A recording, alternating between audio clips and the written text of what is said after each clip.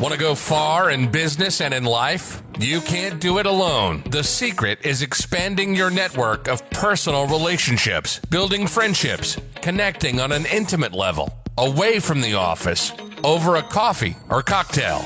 Welcome to All In with the real Nate Payo. The show that asks what happens when you go all in and leverage the power of your network of personal relationships.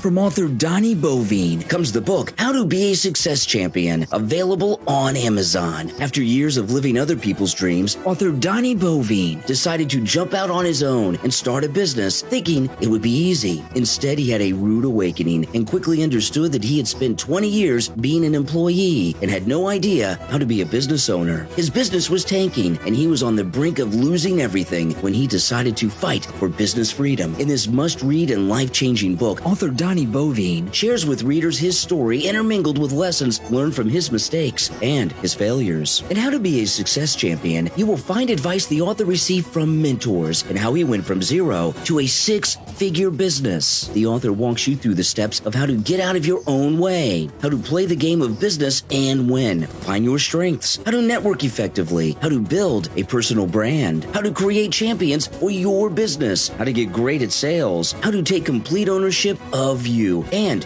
your business. How to Be a Success Champion from author Donnie Bovine, available on Amazon in both Kindle and paperback editions. Order your copy right now. It makes a great book for corporate events too. How to Be a Success Champion from author Donnie Bovine, available on Amazon.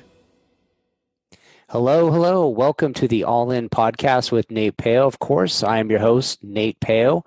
Today, my guest is Tonya McKenzie, founder and principal of a PR brand and leadership consultant firm called Sand and Shores, located in Southern California.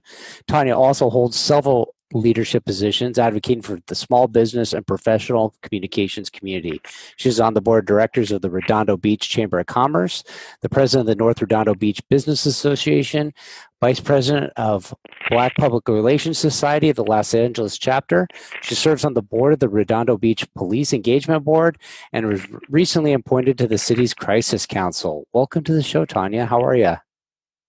Hey, thank you for having me. And I'm good. With everything else going on, yeah, amazing. Yeah, great to hear you and having you come on. So you're very, very active in your local community. Were you always that way? Did you grow up in the area, or did you just like jump right in and say, hey, I live here now and I better make the best of it? I live here now and I better make the best of it. But what I've learned over time, because I am a habitual complainer, is when you want to see change and you want to see things done, you should probably be playing a role in that change. So let me see, about 13 years ago, 14 years ago, I lived in Northern California, a city called Oakley, California, and it was a town becoming a city. So, there's a lot of things that needed to take shape. And instead of complaining, I just kind of jumped in and what do you need? Getting active in regards to their Chamber of Commerce, the city, infrastructure, things that were going on for the youth, and started becoming a lot more acclimated in regards to the process for how you make change in a city or a county or even a state. Mm-hmm. And you're right. Like if you want to fight City Hall, they always say you can't fight City Hall, right? But if you want to make changes in your community, it starts with getting involved with the organizations that have a lot of impact. The Chamber of Commerce is always usually a place for change and impact. The Police Engagement Board, I guess, is another place where you're going to have a lot of say in how the community views the local law enforcement. But you can make a big difference, a big impact by supporting these committees and getting people also to get engaged in the I guess, the issues that you have an interest in, and how it serves their community too. So it's definitely a good place to get plugged in, a local community. When I first moved here, I was, told by a friend of mine that also lived here. She said, and I hope you don't mind me being blunt and open about this, but she said, she was like, I think your police department is pretty racist, and so you should be careful moving here. And I was like, well, okay, let me see, because the decision was already made to move here. So I wanted to find out exactly what I was dealing with. And another thing that I've learned growing up is you can't get answers unless you ask the questions. Mm-hmm. So I remember our police department had a coffee with a cop when they were a new thing coming up. And I went to the coffee with a cop and I talked to the officers that were there. I was just like, hey, this is what I heard. Mm-hmm. And I think what I learned in that moment is, even if you're afraid to ask, because don't get me wrong, asking somebody with a gun, are you racist? Please don't shoot me. That can be a little awkward. But what you learn is you don't get answers unless you ask the questions. And once mm-hmm. I asked him, his name was Mike, and he was an amazing officer. We became friends. We opened up that dialogue. And we were able to kind of see where each other was coming from. And he said, before the conversation was over, he was like, we don't even here in Redondo Beach, if someone calls us and just says something like, oh, I see this black guy walking down the street, we let them know, if he's not doing anything, you're wasting my time. Like, we don't mm-hmm. do that. So we had a good little banter over coffee, of course. But at the end of the day, you just learn that you can't really be afraid to ask the questions, right? Yeah, there's people out there in the world that will be dishonest and deceptive, but you got to start somewhere. And asking for the information that you want is usually that place. So even with making change in a community, if you don't know, do the research. Mm-hmm. Because every city has evolved from something. So you find out, like, where did this come from? Why did we start doing this? Why are these streets so narrow? Or whatever the case may be. How do I get a light put here because the kids walking to school, it's unsafe? Any of those things, if you ask the right person, they'll answer or they'll direct you to somebody that can. So that's mm-hmm. just kind of where I got started. Well, I think you bring up a point of, like, if you want to make change in anything, like, you have to ask questions and you have to be willing to, I guess, insert yourself in there. So no matter what, like, if I'm in a group of 4 people and we add a 5th person, the dynamic is going to change, right? There's going to be a absolutely. It goes from 4 people with 4 personalities to 5 people. So there's going to be a different mix of personalities and ways of looking at things. So if you said, hey, I don't like what these 4 people are doing, and they're not going to, I can't go and change it the way I want to change it, so I'm not going to participate, then it's still those same 4 viewpoints. But if you insert the 5th, you might not get 100% of what you want, but you're going to start influencing the way that the group behaves. So if you're on the boards, you're going to start influencing. If you start asking those questions, so, like, you're right. Like, if you don't ask the questions like, hey, how do you feel about this? Then the assumption, I guess, maybe is made in your head, like, hey, that's what somebody told me. That must be what they think it is. And you don't know that if they really feel that way or they don't feel that way, they're not able to answer those questions. So it's just an assumption. But when you do ask those questions, regardless of what the answer is, you've now impacted the way people feel about it. And then you start inserting yourself into serving in the community. You're going to be able to voice your opinion. And I think it also influences other people who are inspired to make a change to also participate. So if, a lot of people see, hey, you're making a difference. I like what you're doing. I could help you make a difference too. I'll get plugged in. I'll get involved. And then slowly, the dynamics change and it starts becoming a different animal, a different community, but it doesn't happen overnight. And I think we have to start getting to a place where we are not okay with just interpreting what we think someone's intentions are, right? Mm-hmm. Because I don't know your story. And most people's decisions or the things that they do are based on their life experience. So unless you're going to have a conversation with someone and really find out what was behind what they said or what they did, it's really dangerous to try to interpret someone's actions or comment if you're not also going to be open enough to ask, right? Mm-hmm. So I can't just assume everything that's done this way is because I'm Black, or everything that's done is because I'm a woman, or what. Ask. They Mm-hmm. may have a good reason. And I found myself in a situation where I just assumed someone did something because of one way or another. But the truth of the matter is you never really know until you ask someone, because life experiences shape the way other people kind of move and shake in the world. So we have to stop being so afraid to ask the questions, mostly because we're afraid of the answer. But I've also been pleasantly surprised about some of the answers, right? And that also gives you an opportunity to voice clarity, put clarity or understanding around who you are and how you're an individual and how you stand out. So even if they did do something based on what you look like, they think you think, being able to put content to that in context really makes a difference in how you kind of move and shake in a community, in a city, in a company, even. Mm-hmm. Yeah, I'm like, so my podcast is very geared around encouraging people to network and build personal relationships, especially with people that are, not always like-minded. They're not always in the same industry. They have different points of view. But that's like what I've discovered is like when you start associating yourself with people that have different backgrounds and different ways that they grew up or the different experiences they had, you start seeing a different viewpoint.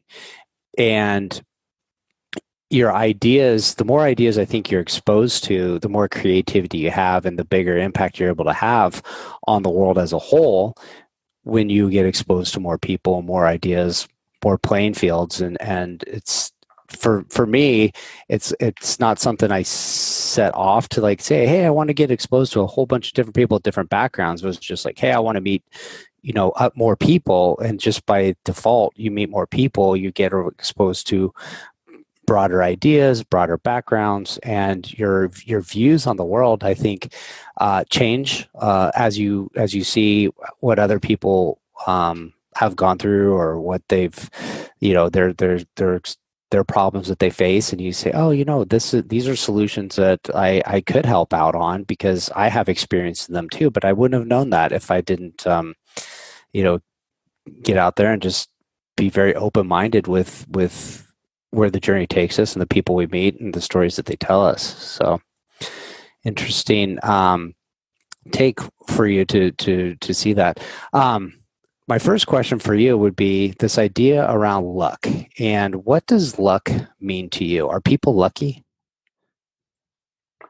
I don't think people are lucky. I think people are positioned to receive certain accolades, certain benefits, certain opportunities that happenstance upon them.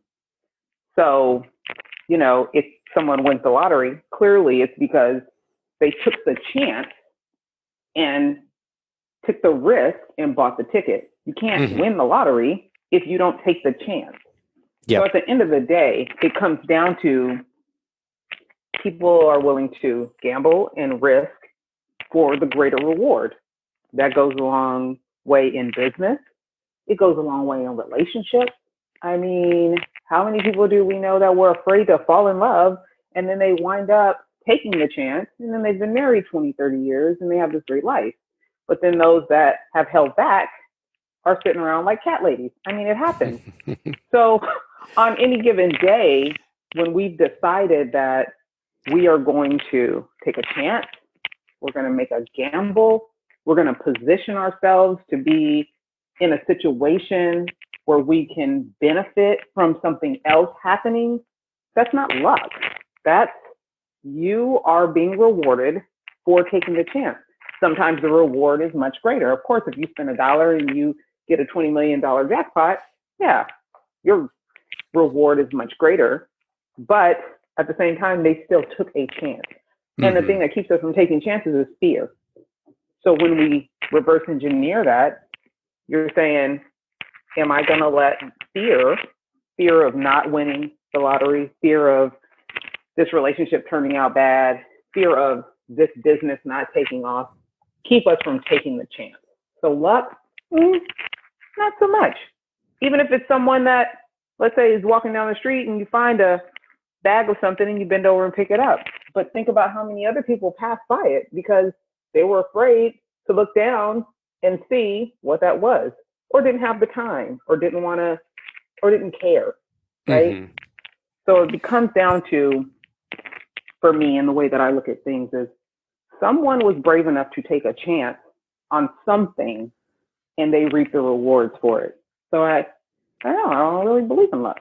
It doesn't mean I won't get jealous if he spends $1 and gets a couple $1,000,000, but they took the chance because I'm not even out there, buying lottery tickets. So how am I going to get mad or feel like they're lucky? No, she took the chance. So she deserves the reward. Mm-hmm. But you bring up an interesting point. Like you have to take some action to receive an outcome. So, there's not, I guess, a lot of risk in buying a $1 lottery ticket for a big reward. So your fear is probably not that high. Nobody probably sits around and debates for 20 years, back and forth if they're good enough to go spend $1 on a lottery ticket only to go do it and see what happens. It's like, it's $1, whatever. But the things I think a lot of us fear, there's still not a lot of, like, we fear them because there's risk, but the rewards are there too. The fear is like in our head, the stories we tell ourselves. But that risk is, I think, a lot more, when we get a reward from it, we're a lot more vested in that outcome. Like if I put $1 down, win the lottery, like sure, I'm going to be super, super happy, but I'm not going to really feel the effort and the fulfillment that went in to get that money. So it could be easy come, easy go, or it could, open up doors and possibilities for other things. But I think when we really put in a lot of effort and we calculate our risk and say, hey, this is something I really want to do, I'm going to get outside my comfort zone, I'm going to proceed forward with doing it, I'm going to put myself in positions for more successful outcomes to have happen. People say, hey, they got lucky, they made it, their business took off, but they did take a lot of action, and it wasn't luck that got them there, but it's a lot of calculation of risk versus reward and overcoming fears and obstacles. And that can be relative. We're even talking about people, I lend a lot of my time and energy to looking at how relationships work. So even people that are introverts, I deal with a lot of introverts that are trying to find their extrovert so they can do more networking and marketing, right? Like, I'm not really into that. I'm like, well, you do have to have some kind of relationships to build your business and, build your presence, grow your brand. For some people, just taking that step to be vulnerable and talk about their business is a risk because they're afraid of rejection, right? So we're not even looking at a fiscal risk. We're just looking at interpersonal and self-esteem. Those are risks to a lot of people because being rejected or somebody telling them that their idea is dumb or their product is stupid or just not responding to it at all can leave them in a more vulnerable situation and more recluse. But they've also had opportunities to see that thrive. Like I did take the risk to open myself up and go to this event. And I met this person that introduced me to someone else. And now my business is thriving off this collaboration that we did. So it can be fiscal. It can be relationship based. And I think in some ways, the personal aspect of it for some that are not more extroverted or comfortable with marketing and things of that nature, that can be even bigger than the fiscal part because they'll pay, right? I'll pay tons of money to market or have somebody market my business for me, but I don't want to talk to nobody. That's weird. Like, what? What? So, it's relative. Yeah, that's funny you say that people would drop a whole bunch of money on something just because they don't want to talk about what they do and who they are. But you work a lot with people and their branding and, personal branding is a big trend right now. It's other ways people describe it as your reputation or your resume of who you are. But how do you talk to somebody that says, hey, I need help with branding, but I don't want to put myself as the face of the company? What are some of the things you work with people to overcome that? That's a non-starter. And I have to be honest about that because I've tried to do it all. As a professional, you want to be able to say, I can do it. But the truth is, I can't be more excited about your brand or your product than you are. Mm-hmm. So this is a partnership. This is a collaboration. I'm going to need for you to agree to do certain things that I can't do. I cannot be the face of your business. You have to be that. So it's really setting up a level of expectation for them to understand. Like, I can be your cheerleader all day, but you have to embrace this and make sure that it is a part of you and who you are just as much as I do, if not more, because I can't be you. Like, I really encourage people to make sure that they are a part of their brand. Like, something about them should be fueling whatever it is that they're selling or whatever company it is that they're promoting. And I can't be more excited about it than you are. So if I am excited, you're going to have to step it up because this is your win. Like, that's your win. And I'm good at helping you boost that, but you have to embrace it. But that's also where there's an opportunity to make sure that your branding is authentic. It's authentic to you, who you are and what's important to you. That's also why telling your story is important, and it should be a part of your brand. Like, how did we even get here? What is this? And that's how they stand out. That's how you stand out. That's how you're able to communicate it, one, to the media, because of course that's the most authentic way to grow your brand, is being able to tell your story and have it connect with other people.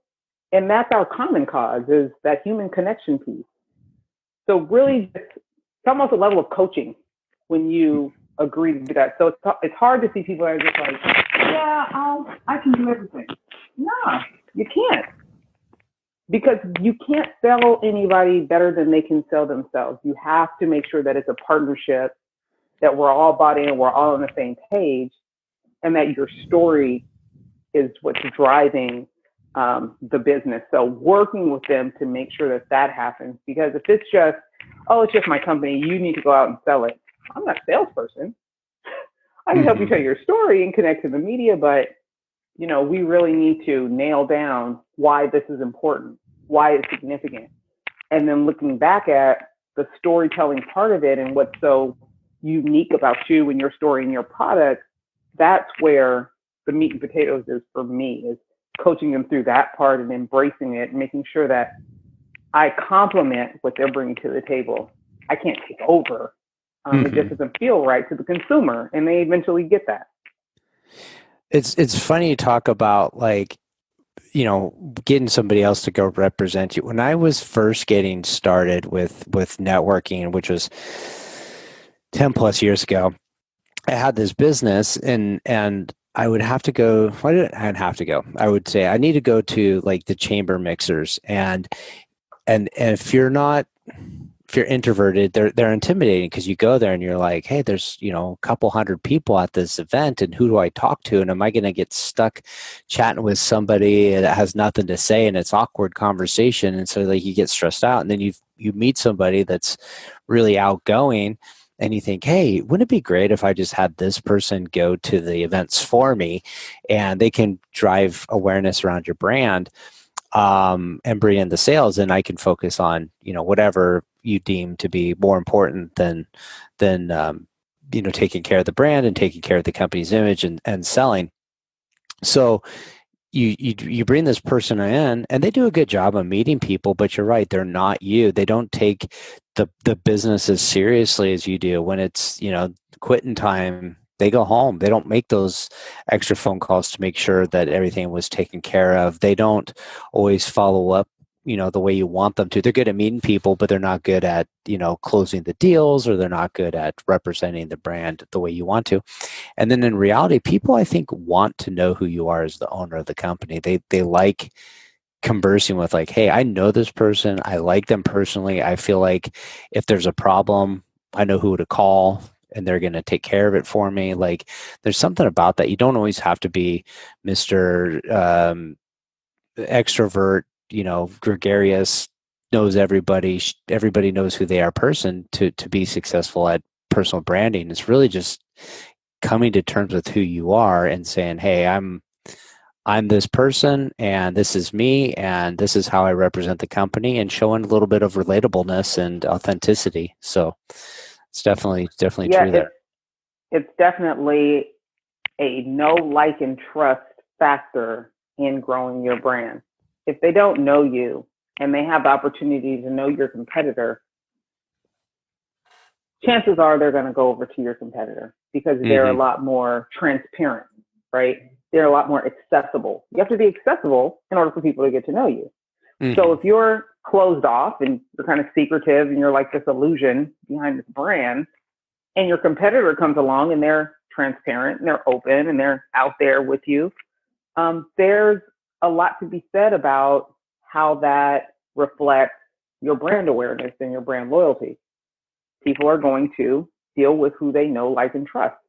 Even if you're not perfect, right? So you can have let's say two car repair places, and one isn't always right, but you see them, and when things aren't right, you talk to him and he's like, cool, I'll take care of it. Just bring it back. That was a conversation. You're accessible, you're likable, and he trusts you. He's going to bring it back. Compared to somebody, maybe that always gets it right, but you ain't never seen this guy. He just has his rep out there sometimes.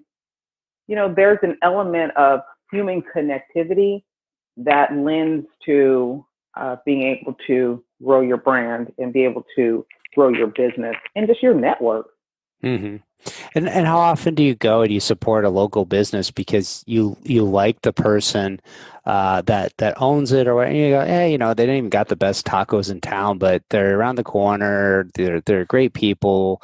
Our kids play in the same sports leagues. Like, hey, I want to support people that are good in the community, and you go, So you do that, and maybe the best taco shop in town is corporately owned, but it just feels like they're not engaged, and people do that all the time. I do have a question for you. When you tell people it's a non-starter, have you ever heard anybody say, what are the responses to that? I don't have time. Oh, okay. Well, if you don't have time for your business, how do you expect other people to have time for it? So there has been opportunity. And that goes along with setting up expectations, right? And there are companies out there that'll be happy to take your money and just take the lead.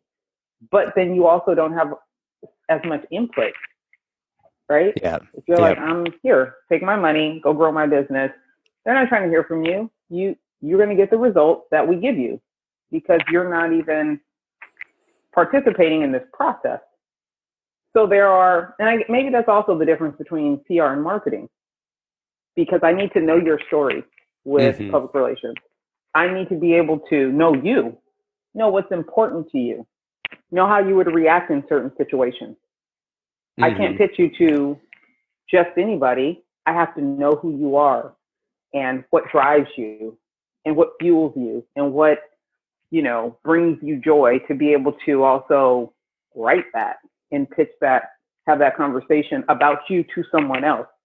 How difficult is it to talk about somebody you don't get to talk to often? It's difficult. So you're making my job harder already. That's more marketing. That's more, you're paying me to go get you some views or some clicks or some placement. That's different. So getting them to understand that piece too.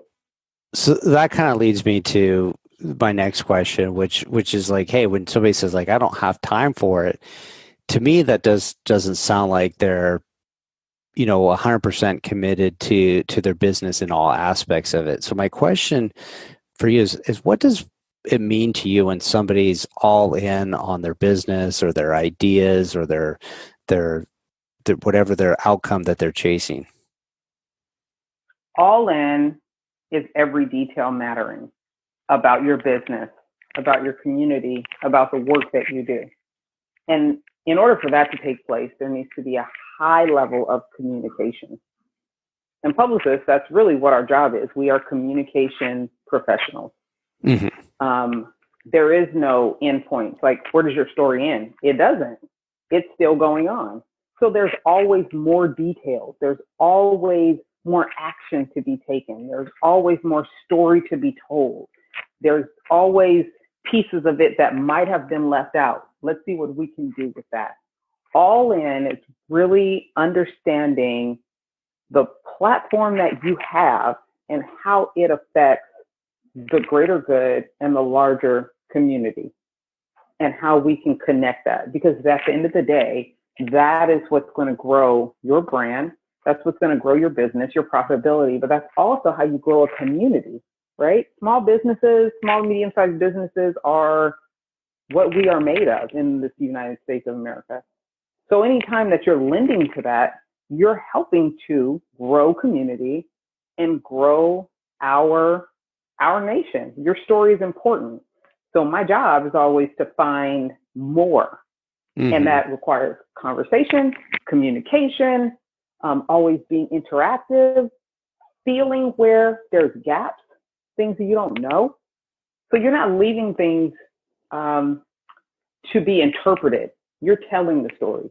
I'm trying my hardest to make sure that you understand who I am, or who my client is, or who you are, or why this podcast is important, how it contributes to the greater good, and always being unafraid to ask the tough questions and have complex conversations, because it simplifies things. When you understand, all in is being unafraid, being clear and open with your communication and your story. I love how you relate it to the story of sharing every bit of detail, because a lot of times people they don't think their stories that interesting, because I guess maybe they've lived it, or they're a part of it every single day. So it just is like, this life that they've lived. They don't see like the highs and the lows in this storytelling fashion. And we look at other people and they go, wow, they have an amazing story. So I think you're right. Like, having somebody like yourself that helps you draw out your story of like, hey, this is what people will relate to. This is these challenges you face. This is how you overcome them. This is, reflects your values and how you instill to the community. This is how you've impacted other people's lives. And then all of a sudden, as a person that's being told that, you're like, hey, I am kind of an interesting person. I do have a story to share. And and like, oh, now I'm not quite so afraid to be the face of my company. So I love your take on that there. The thing is, real quick, I think as a society, we've gotten so fast moving, and we just go and, people are talking and we act like we're listening, but we're not. And we respond, we listen to respond. We don't listen to hear, right? So my job is listen to hear and pay attention to what you're missing. And I've had so many conversations where I'm letting them tell me their story. I talked to a young lady this weekend about her book, and she's telling me the story. And I start asking questions that no one's asked her. She gets emotional about it. Yeah, absolutely. You write that book, because there's somebody that can use those pieces that you thought were insignificant. There's somebody that needs what you're saying. So all that being said, when we are better listeners and we're listening to hear and we're not just listening to respond, we come out with such a greater impact. And also letting them know that I heard you, and that is huge. Like, you might have missed it in your own life, but I know somebody that needs exactly what you just said. You're so right on that. And like even sometimes it's like how we relate to people. So we say, oh, I don't really have a message that's all different than somebody else's. But, if I'm telling a story and you're telling the same story, the way people relate to me with similar shared experiences, like my story might not resonate to somebody that lives in your town in Redondo Beach, by the beach. I'm out in the Inland Empire part of California. So there's a different way of living between a beach community and an inland community. You say, okay, well, I relate to your story because you're a local, and it means a lot to me, and I know who you are. So it's definitely important to share your story, even if you're not sure it should be shared, because like you're right, you never know who's listening, and you never know who's going to have a shared set of circumstances that like goes, hey, if that person went through it and they can overcome it, like I'm very similar, I could do the same, and you're going to make a difference in somebody's life. So you might as well just share that story and just be confident that somebody somewhere is going to relate to it. Absolutely. Definitely So, agree. So if you're describing, you're talking details, who is the person that you really work the best with? Like what do they, who is that person at home listening to the show and says, hey, I want to work with Tonya? Where are they at in their life, their career, their business, where they're going to find the most value to work with you, and you're going to find the most value working with them? The person that I work best with is the one that's looking to make an impact, that's really looking to make a difference, grow their career, increase their leadership. Leadership is a very abstract word to some, but for those that have been striving for it and haven't been able to attain it, that is the person that I'm looking for, because they're open, right? They're open to ideas. They're open to knowledge. They're open to avenues that will lead them to the leadership position or the leadership opportunity that they've been looking for. So, anybody that's looking to really be newsworthy and knows that they have a story to tell that is life altering, but not sure how to do it, that feels like they can take a company to the next level, but they haven't been recognized. Those are the people that are open to maybe some suggestions, maybe some new ways of doing things, some tutelage that can get them to the next level. And I surround myself with winners, not because I'm a winner, but because I'm still trying to be a winner. Wherever I'm at, I'm not where I want to be. And I definitely love bringing people into the fold that are still looking for that, because there's so much knowledge to be shared with others.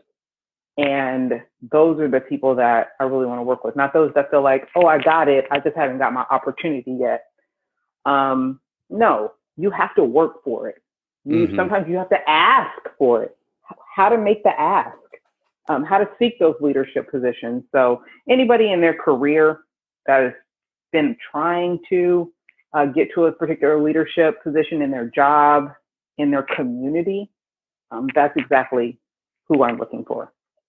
Well, you're definitely very specific on who you're looking for. So it definitely pays, I think, to be very specific and attract the people into your business that you work the best with, because it works, both ways. When you get the right clients, you're more successful, and they're also getting better results because they work better with you too. So where can somebody find you if they're interested in getting connected and learning more about what you do? So the easiest way to find me is through my Sand and Shores platform, which is my company, and all social media. It's Sand and Shores, just like you hear it. SandandShores.com is the website.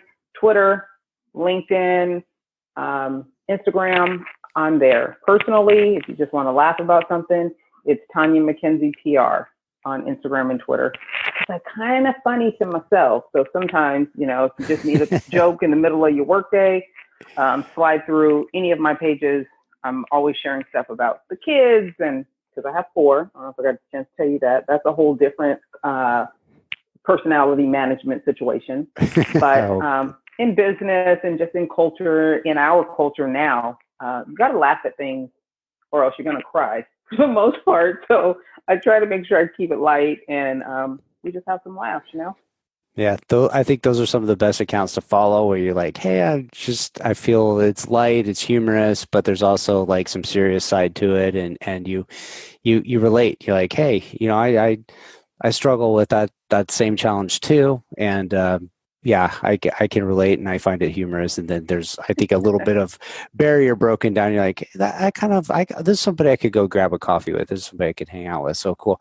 I encourage everybody to get out there, connect with Tonya, find her on one of these platforms that works best for you. All the links that she talked about, they'll be in the show notes, so you can go there and get connected. But definitely had a great time chatting with you, Tonya, and looking forward to see what you're up to and where you take things. Same with you. I'll definitely be keeping up with you. I appreciate the time. No problem. Thank you so much for coming on the show. We'll chat soon. Absolutely. Have a good one. Yep.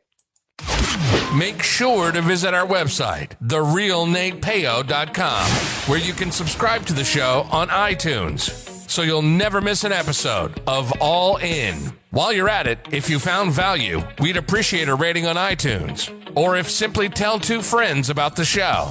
Looking to connect? You can find Nate Peo on LinkedIn or Instagram.